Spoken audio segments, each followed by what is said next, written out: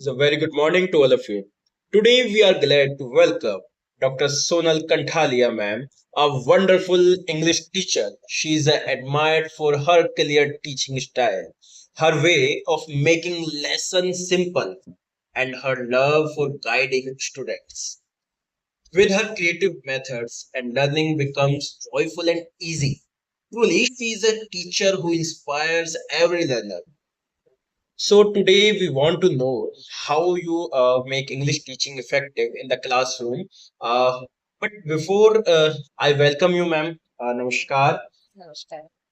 Uh, ma'am, we have many questions in our mind, and surely our audience also has many questions. The first question I have a teaching philosophy. Uh, can you explain your teaching philosophy and how it influences your classroom practices? Yes, of course.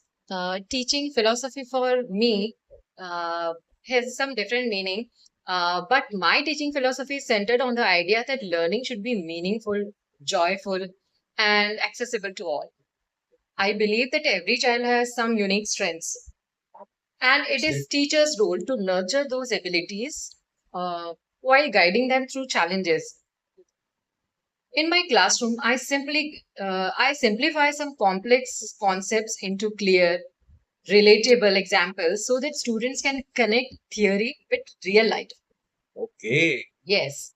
that's And great. I encourage active participation, discussions, and creative activities to make lessons engaging. Besides that, respect and inclusivity are at the heart of my philosophy, ensuring that each learner feels valued. That's great. This philosophy influences my classroom, plus the classroom practices by promoting collaboration, building confidence, and creating an environment where students are motivated to learn independently as well as in groups. Oh, that's great, ma'am. Thank you. Ma'am, another questions are there. Basically, child-centered approaches. Hmm. Because why is the child-centered approach is important in the pedagogy, and how do you apply it? Because it's a very challenges approaches. Yes, it is challenging, of course, and with the due course of time, see, we have moved towards technology and modernizations. So now the child is well equipped with the technology and all. So a child-centered approach is important because it places the learner at the core of the teaching process. Okay. So instead of focusing only on the subject, I think I focus on needs, interest, and abilities of the students. And this approach helps in making lessons more relevant and engaging. In my classroom, I apply it by designing activities that allow students to explore, question, and express themselves freely. Really? Yes, let us talk for an example. Just I use storytelling, role plays, Yeah. and group projects where students take ownership of their learning, means leadership. I also adapt my teaching pace according to their understanding, ensuring that no child is left behind, according to the caliber of the child and ability of the child. Right. By giving students voice and choice. The child centered approach builds, I think, students' voice and choice. Okay. And it also builds confidence as well as creativity and critical thinking. So the education process is personalized and enjoyable for the child. Ma'am इसका मतलब तो फिर ये होता है कि जो हमारी टीचिंग है वो बहुत ही इफेक्टिव और एक जॉयफुल बन जाती है जैसे हम इसमें Yes. एज अपने प्लेइंग मेथड को भी हम यूज कर रहे हैं इसमें तो बिल्कुल. हाँ, so you will see that latest जो बुक्स हैं जी एनईपी के द्वारा जो एनईपी के बाद हम एससीएफ पे आए. एससीएफ से जो डिजाइन बुक्स है particularly if you talk about Rajasthan, तो they are specially design with keeping an interest of child और जॉयफुल लर्निंग पे ज्यादा, especially to the primary classes, joyful learning as well as using their regional language, right. so that connectivity between the child as well as the language is maintained. Ma'am मैं एक चीज और जानना चाहता हूँ कि जैसे राजस्थान स्टेट में बहुत सारे प्रोजेक्ट चल रहे हैं और हमारे नो डाउट राजस्थान में जो लर्निंग गैप्स है उनको भी कम करने के लिए बहुत सारे प्रोजेक्ट चल रहे हैं। हम्म। तो आप कुछ ऐसे इंटरेस्टिंग प्रोजेक्ट्स के नाम हमें बताएं ताकि हमें इसके बारे में पता चले, जैसे कि कुछ नटखट है जो ईसीसी के बेस पर चल रहा है, क्योंकि हम जानते हैं कि यस। फाउंडेशनल स्टेज पे अगर इंग्लिश का डेवलपमेंट होने लगता है तो बेस्ट होता है। जी हाँ, इसमें मैं कहना चाहूंगी कि जैसे हम आंगनवाड़ी से शुरू करते हैं, डेफिनेटली। तो आंगनवाड़ी के लिए बुक्स और कोर्स जो ऐसा स्पेशली डिजाइंड है कि बच्चा उसमें एंगेज रहे, एक्टिव रहे, और उसको कभी भी लोनलीनेस या अलूफ नहीं फील हो। दूसरी एक बहुत अच्छी सी बात यह है कि इंक्लूसिविटी पे बहुत फोकस किया गया है। इंक्लूसिविटी मीन्स यहाँ पे जो मार्जिनलाइज्ड सेक्शंस हैं जी। उनको इंक्लूड करना, एज वेल एज जो एसईडीजीज हैं, socially economic backward classes, okay. तो उनका इंक्लूजन किस तरह से हो सके, पूरा इस तरह से डिजाइन किया गया है। CWSN तो आता ही है इंक्लूसिव, डेफिनेटली। तो उनके जो 21 टाइप्स ऑफ जो कैटेगरीज हैं, जी। तो उनके ऊपर जो कोर्स डिजाइन किया गया है, थोड़ा सा उस चीज को भी ध्यान रखा गया है। तो ये सारी चीजें हैं जो इस चीज को मेंटेन करती है कि हर बच्चे का योगदान इसके अंदर हो, इंक्लूसिव है। तो राजस्थान में एक अब आप संस्था एक है। मिनट, सॉरी टू इंटरप्ट, आपने जैसे नटखट की बात की, जी। तो वो टॉय बेस्ड पेडागोजी पे है। और ओके। ये जो इंटीग्रेटेड जो आंगनवाड़ीज हैं, उनके लिए ये बुक हमने बनाई है। और नटखट एक टॉय बॉक्स भी है, जी। टॉय बॉक्स है। और उस हाँ। बॉक्स में हमने ये कोशिश की है कि जो इंडिजीनियस टॉयज हैं, इंडिजीनियस मतलब होता है लोकली, जी। जो इजीली अवेलेबल, एक्सेसिबल, और उसको बनाए भी जा सकते हैं उसके अकॉर्डिंग, तो हमने कोशिश की है कि उसको इंक्लूड किया जाए। ओके। तो मैम राजस्थान में आई थिंक एक जो गवर्नमेंट संस्था है, यानी कि जहाँ तक मेरी जानकारी में है, उसका नाम है RSCERT, right yes, ma'am? Yes, ये यस। इसी के द्वारा सारा का सारा प्रोग्राम डिजाइन हो रहा है। बिल्कुल, बिल्कुल। मैं साथियों को भी बता दूं, RSCRT यानी कि Rajasthan state council of education and research training centre, जो कि उदयपुर में है। चलिए हम अपने क्वेश्चंस पे आते हैं। अगर हमारे पास बहुत सारे क्वेश्चंस हैं, जिसमें से हमारा थर्ड क्वेश्चन ये भी था मैम कि जो माइंड में जैसे आपसे कन्वर्सेशन के माध्यम से पता भी लग रहा है कि इंक्लूसिव स्ट्रेटजीज में what strategies do you use to make your teaching inclusive for diverse learners?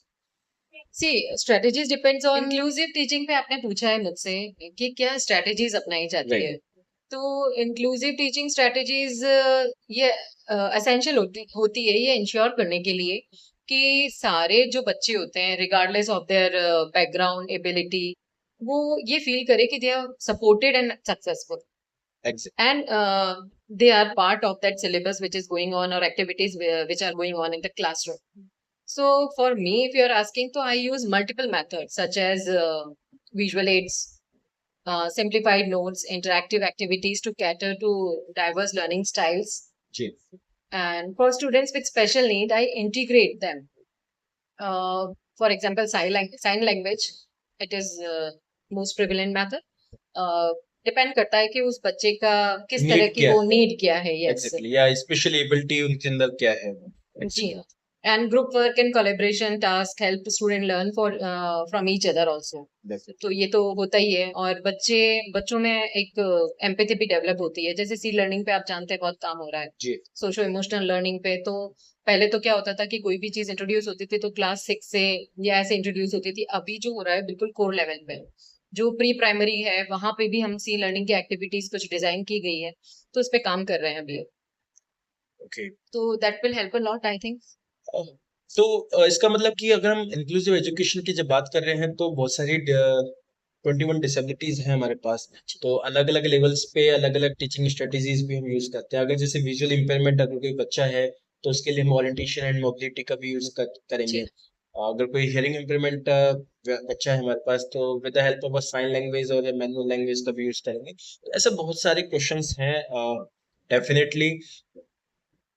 Ma'am एक क्वेश्चन और है कि क्योंकि अभी हाल ही में हम एक टर्म सुनते आए हैं, NEP 2020, और ये एजुकेशन के सेक्टर में बहुत बड़ा टर्म है। हालांकि ऐसे समझिए कि इसे हम कह सकते हैं कि छोटा पैक बड़ा धमाका। बिल्कुल।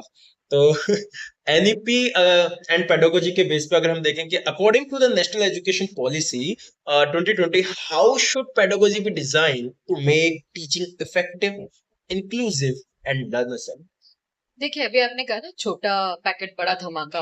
हाँ। एक्चुअली क्या होता है कि एजुकेशन भी विद द नीड और टाइम चेंज होती रहती है, होनी चाहिए भी। तो अभी जो एनईपी है वो एम्फेसाइज करती है कि पेडागोजी का शिफ्ट होना चाहिए, और शिफ्ट कैसे होना चाहिए, रोट लर्निंग से एक्सपीरियंशियल लर्निंग पर। जो रूट हम लर्निंग से। Experiential learning, okay. कि बच्चा खुद एक्सपीरियंस करे, और उसको वो जो उसने लर्न किया है ना उसको वो एज अ नियम या एज अ लॉ या इन डिफरेंट सिचुएशन उसने जो लर्न किया है उसको वो इम्प्लीमेंट करे अपनी लाइफ में। तो एनईपी भी यही कहती है, और लर्नर सेंटर्ड अप्रोचेस पे हाईलाइट करती है। तो it also highlights the importance of making teaching interactive, flexible, connected to real life and all. Okay. और इंक्लूसिविटी तो एक कोर प्रिंसिपल है ही एनईपी का। डेफिनेटली।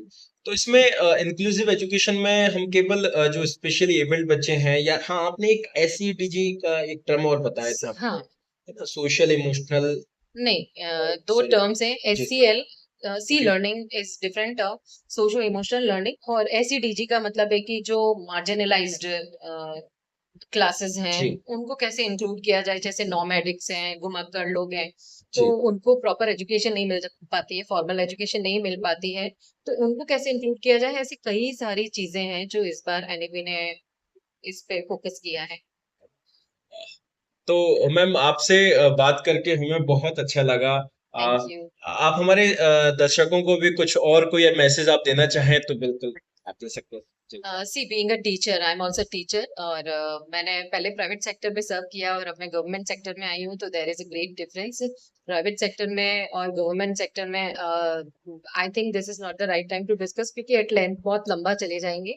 लेकिन बस ये है कि आप किसी भी सेक्टर में रहें, आपके पास जो बच्चा है वो बहुत कोमल है, तो आपकी ड्यूटी बनती है, it is a moral duty, ethics also, ethical duty also, कि हम उसको शेप एंड शार्पन करें।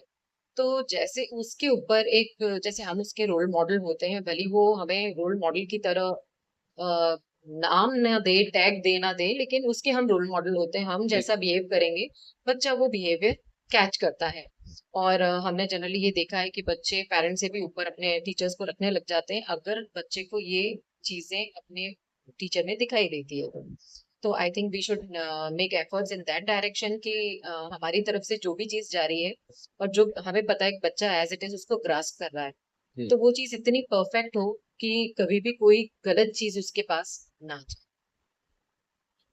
डेफिनेटली मैम, डेफिनेटली आपने ये बहुत अच्छी बात बताई कि बच्चा चाहे हमारा रोल मॉडल माने या ना माने, टैग लेकिन देना दे, हो सकता है वो अंदर मानता हो, उसको वो पता नहीं हो कि रोल मॉडल इनको कहना है, जी। बट उनके लिए हम ही हीरो हैं बच्चों के लिए। डेफिनेटली। बिल्कुल डेफिनेटली। तो चलिए मिलते हैं हम एक ऐसे ही नए शख्स के साथ में, जब तक के लिए हमें इजाजत दीजिए। नमस्कार।